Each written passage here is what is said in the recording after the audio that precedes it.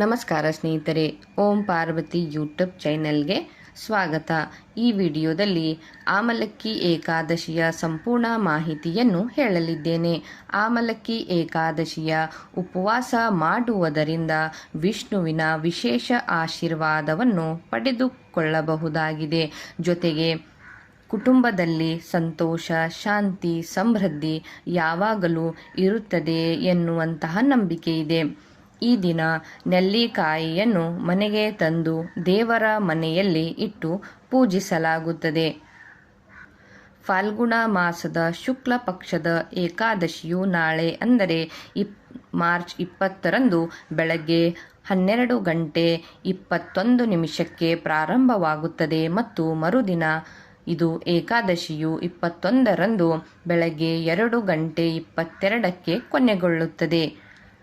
ಈ ಏಕಾದಶಿಯ ಪೂಜಾ ಮುಹೂರ್ತ ಬೆಳಗ್ಗೆ 6:25ರಿಂದ ಬೆಳಗ್ಗೆ 9:27 ಇರುತ್ತದೆ.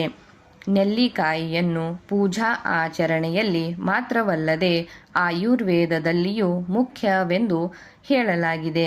ನೆಲ್ಲಿಕಾಯಿ ವಿಷ್ಣುವಿನಿಂದಲೇ ಹುಟ್ಟಿಕೊಂಡಿದ್ದರಿಂದ ಇದನ್ನು ಶ್ರೀಹರಿಯ ರೂಪ ಎಂದು ನಂಬಲಾಗಿದೆ. ಈ ಮರವನ್ನು ಪೂಜಿಸುವುದರಿಂದ ವಿಷ್ಣು ಮತ್ತು ಲಕ್ಷ್ಮೀದೇವಿ ಇಬ್ಬರು ಸಂತುಷ್ಟರಾಗುತ್ತಾರೆ. ಈ ದಿನ ನೆಲ್ಲಿಕಾಯಿಯನ್ನು ದಾನ ಮಾಡುವುದರಿಂದ ಲಕ್ಷ್ಮೀದೇವಿಯು ಮನೆಯಲ್ಲಿ ಸದಾ ನೆಲೆಸುತ್ತಾಳೆ, ಅಲ್ಲದೆ ಆರ್ಥಿಕ ಸಮಸ್ಯೆ ಎದುರಾಗುವುದಿಲ್ಲ ಎಂದು ಕೂಡ ಹೇಳುತ್ತಾರೆ. ವಿಷ್ಣುವು ಬ್ರಹ್ಮಾಂಡವನ್ನು ಸೃಷ್ಟಿಸಲು ಬ್ರಹ್ಮನಿಗೆ ಜನ್ಮ ನೀಡಿದಾಗ ಅವನು ಮೊದಲು ಆಮಲಕ್ಕಿ ಮರಕ್ಕೆ ಜನ್ಮ ನೀಡಿದನು. ಹೀಗಿರುವಾಗ ಈ ಏಕಾದಶಿಯ ಉಪವಾಸ ಮಾಡುವುದರಿಂದ ಅನೇಕ ಜನ್ಮಗಳ ಎಲ್ಲ ಪಾಪಗಳು ನಾಶವಾಗುತ್ತವೆ ಎನ್ನುವ ಧಾರ್ಮಿಕ ನಂಬಿಕೆ ಇದೆ. ಆಮಲಕ್ಕಿ ಏಕಾದಶಿ ಉಪವಾಸದಂದು ಆಮಲಕ್ಕಿ ಮರವನ್ನು ನೆಡುವುದು ಕೂಡ ಶುಭ ಫಲಿತಾಂಶವನ್ನು ನೀಡುತ್ತದೆ ಎಂದು ಹೇಳುತ್ತಾರೆ. ಆಮಲಕ್ಕಿ ಏಕಾದಶಿ ಪೂಜೆಯ ವಿಧಿವಿಧಾನಗಳು ಈ ರೀತಿಯಾಗಿವೆ. ಈ ಏಕಾದಶಿಯ ದಿನದಂದು ಬೆಳಗ್ಗೆ ಬೇಗ ಎದ್ದು ಸ್ನಾನ ಮಾಡಿ ಉಪವಾಸಕ್ಕೆ ಸಂಕಲ್ಪ ಮಾಡಿ ಭಗವಾನ್ ವಿಷ್ಣುವನ್ನು ಸ್ಮರಿಸಿ ಸಂಕಲ್ಪ ತೆಗೆದುಕೊಂಡ ನಂತರ ಭಗವಂತನನ್ನು ಆರಾಧಿಸಿ ವಿಷ್ಣು ಸಹಸ್ರನಾಮವನ್ನು ಪಠಿಸಬೇಕು.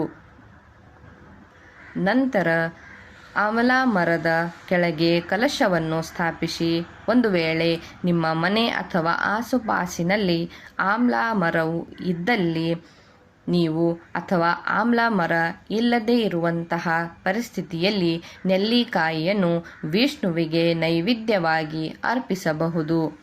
ಆಮ್ಲಾ ವೃಕ್ಷವನ್ನು ಧೂಪ ದ್ರವ್ಯ, ದೀಪ, ಶ್ರೀಗಂಧ, ಸುಗಂಧ ಹೂಗಳನ್ನು ಈ ಎಲ್ಲ ವಸ್ತುಗಳನ್ನು ತೆಗೆದುಕೊಂಡು ಈ ಗಿಡವನ್ನು ಪೂಜಿಸಬೇಕು ಮತ್ತು ಈ ಏಕಾದಶಿಯ ದಿನದಂದು ಬಡವರಿಗೆ ಅಥವಾ ಬ್ರಾಹ್ಮಣರಿಗೆ ಆಹಾರ ಕೂಡ ದಾನ ಮಾಡಬೇಕು ಎಂದು ಹೇಳಿದ್ದಾರೆ. ಮರುದಿನ ಸ್ನಾನ ಮಾಡಿ ವಿಷ್ಣುವನ್ನು ಪೂಜಿಸಿ ಮತ್ತು ಮರದ ಬಳಿ ಇಟ್ಟ ಕಲಶ, ವಸ್ತ್ರ ಮತ್ತು ಆಮ್ಲವನ್ನು ನಿರ್ಗತಿಕರಿಗೆ ದಾನವನ್ನು ಮಾಡಿ ನಂತರ ಆಹಾರವನ್ನು ಸ್ವೀಕರಿಸಿ ಮತ್ತು ನಿಮ್ಮ ಉಪವಾಸವನ್ನು ನೀವು ಮುರಿಯಬಹುದು. ಪದ್ಮಪುರಾಣದ ಪ್ರಕಾರ ಆಮಲಕ್ಕಿ ಏಕಾದಶಿಯಂದು ಉಪವಾಸ ಮಾಡುವ ಮೂಲಕ ತೀರ್ಥಯಾತ್ರೆಗಳಿಗೆ ಅಥವಾ ಯಜ್ಞೆಯನ್ನು ನಡೆಸುವುದಕ್ಕೆ ಪಡೆಯುವಷ್ಟು ಸಮಾನವಾದ ಮೋಕ್ಷವನ್ನು ಪಡೆಯಬಹುದು ಎಂದು ಪದ್ಮಪುರಾಣದಲ್ಲಿ ಹೇಳಲಾಗಿದೆ. ಶಾಸ್ತ್ರಗಳ ಪ್ರಕಾರ ಆಮಲಕ್ಕಿ ಏಕಾದಶಿಯ ದಿನದಂದು ಆಮ್ಲವನ್ನು ಸ್ವೀಕರಿಸುವುದು ತುಂಬ ಪ್ರಯೋಜನಕಾರಿ ಎಂದು ಪರಿಗಣಿಸಲಾಗಿದೆ. ಧನ್ಯವಾದ.